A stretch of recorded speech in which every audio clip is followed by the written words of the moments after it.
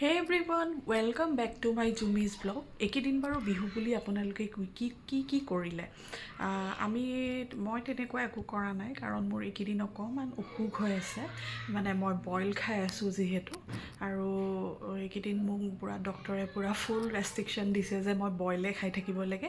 কিন্তু আজি মোৰ ঘৰলৈ আলহী আহি আছে।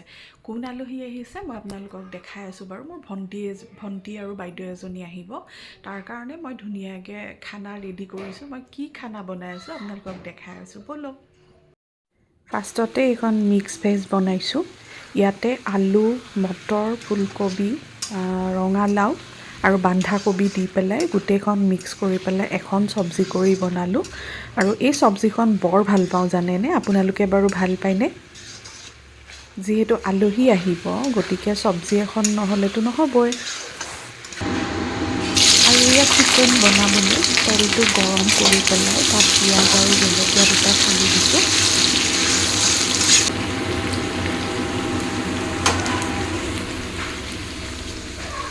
আৰু এতিয়া মোৰ পিঁয়াজখিনি এনেকৈ ভাজি হৈ গ'ল। পিঁয়াজখিনি মই তেতিয়ালৈকে ভাজিছোঁ যেতিয়ালৈকে পিঁয়াজখিনি পূৰা গল্ডেন ব্ৰাউন হৈ নাযায়। আৰু এনেকৈ হ'লে তেতিয়া মাংসৰ কালাৰটো বৰ ধুনীয়া হয়, যিহেতু আজি ড্ৰাই ফ্ৰাই কৰিম চিকেনৰ। তাৰপিছত মই ইয়াতে আদা, নহৰু আৰু জলকীয়া এটামান আছে, আদা নহৰু পেষ্টখিনি দি দিছোঁ। আৰু আদা নহৰু পেষ্টখিনিও মই ধুনীয়াকৈ পিঁয়াজখিনিৰ লগত জহি যোৱালৈ ভাজিম। মছলাখিনি হৈ উঠাৰ পিছত মই ধুনীয়াকৈ মাংসখিনি ইয়াতে ঢালি দিলোঁ।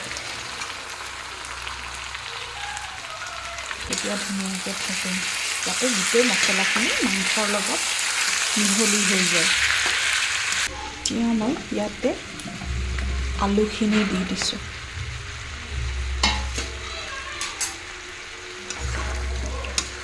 আৰু সোৱাদ অনুযায়ী নিমখ আৰু হালধি দিছোঁ।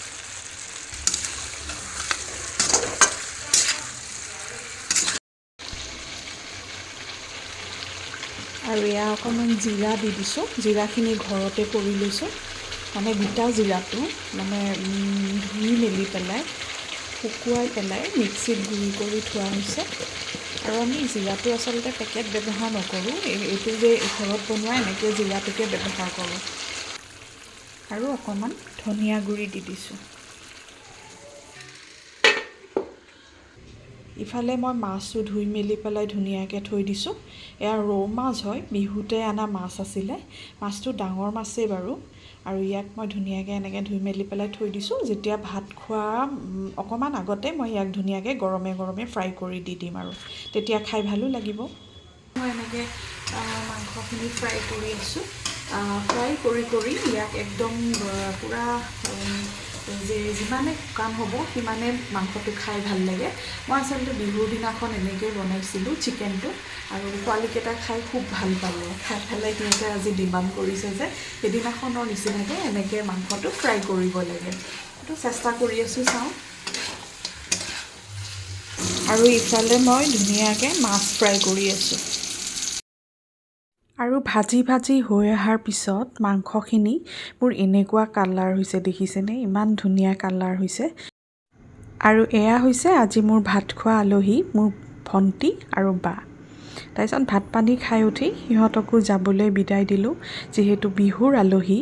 আৰু সিহঁতেও খাই বৈ ভালেই হোৱা বুলি কৈ ঘৰলৈ যাবলৈ ওলাল। ময়ো সিহঁতক অকণমান আগবঢ়াই দিওঁ বুলি ৰাস্তালৈ ওলাই গ'লোঁ। ভিডিঅ'টো চাই যদি ভাল পালে তেতিয়াহ'লে লাইক, শ্বেয়াৰ এণ্ড কমেণ্ট কৰিবলৈ নাপাহৰিব। বাই।